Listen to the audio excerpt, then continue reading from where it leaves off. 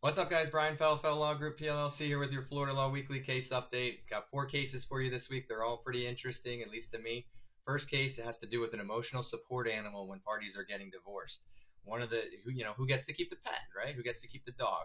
So in this case, one of the spouses was saying that this is their emotional support animal, and that's why the dog should be equitably distributed to them. Normally dogs are personal property, right? That's the way the law treats them, as personal property, so they get distributed just like any other asset.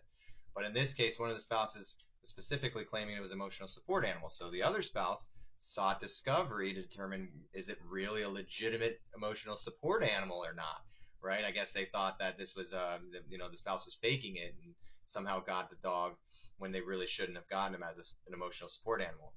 So the other spouse filed a petition for a writ of certiorari saying that you can't compel me to produce my private medical records. Well, the appellate court said, yes, this is a type of case that shows irreparable harm, potential irreparable harm, but because it is discoverable, because the spouse is trying to claim that they should be awarded the pet under special circumstances in the equitable distribution statute 61.75.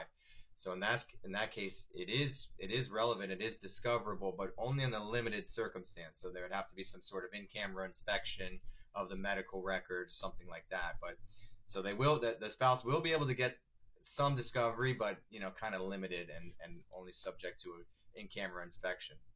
But interesting, if you ever have a spouse that's claiming an emotional support animal, you may want to use this case. Next case is out of the third DCA. It's Harman versus Alonso. This is a relocation case. It has to do with burden shifting, right? So in a relocation case, the party who's trying to relocate has the initial burden to prove by a preponderance of the evidence that the relocation is in the best interest of the child.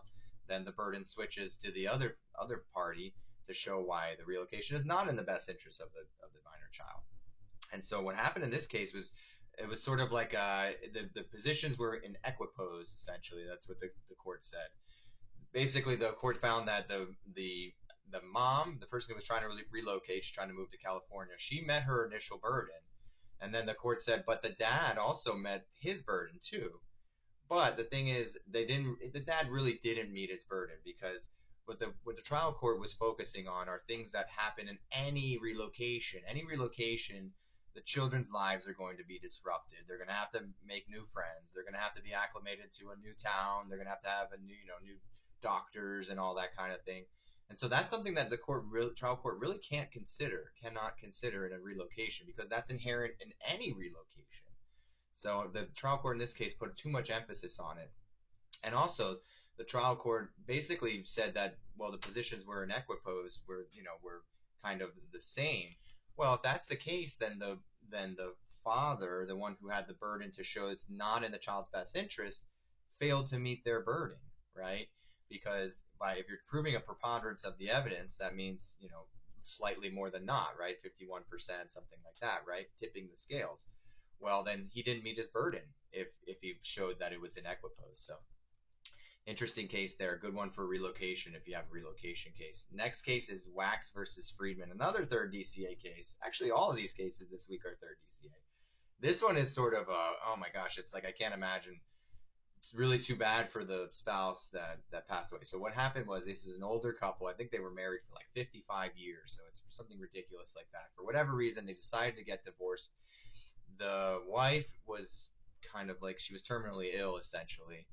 And so what they did was the lawyer filed a motion to bifurcate the proceedings to divorce the parties, before the wife unfortunately died. And so the trial court did that.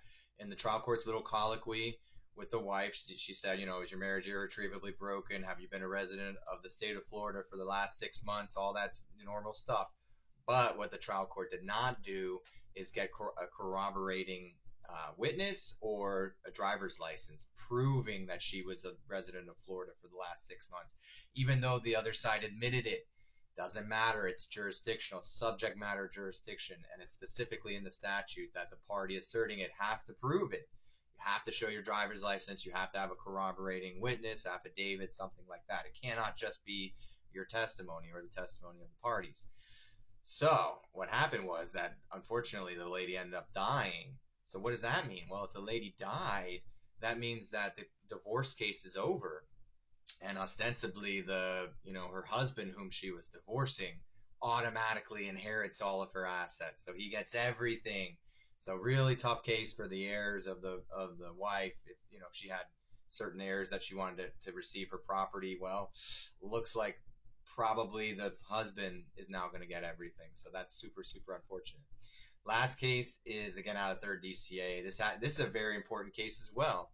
And this has to do with litigating fees for fees. This is something that I'm familiar with. I had a case like this a while ago, but and so I was up on the law on this, but now this has changed, right? This is a new change. So in the third DCA, you cannot get fees for fees, meaning you cannot get attorney's fees for litigating the amount of attorney's fees that you're going to get, basically. So once the court decides that a spouse is entitled to attorney's fees, if the parties continue arguing over the amount to be awarded, fees for fees, you can't get them. You can't get the other side to pay for your lawyer's fees for litigating the amount of fees to award to the lawyer. The third DCA goes through, some justification saying that, it's to discourage litigation and stuff like that, and how it's not really, it's not in the statute, doesn't allow specifically fees for fees. Something to ponder though, because they did certify conflict, so this is probably going to be decided by the Florida Supreme Court.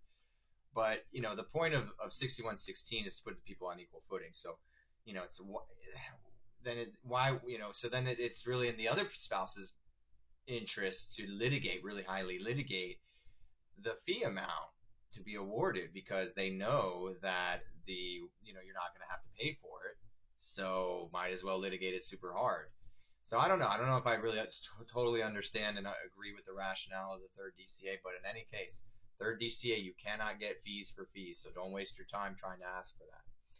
All right, guys, that's it for this week. I hope everybody enjoyed it. Have a great day. Have a great week.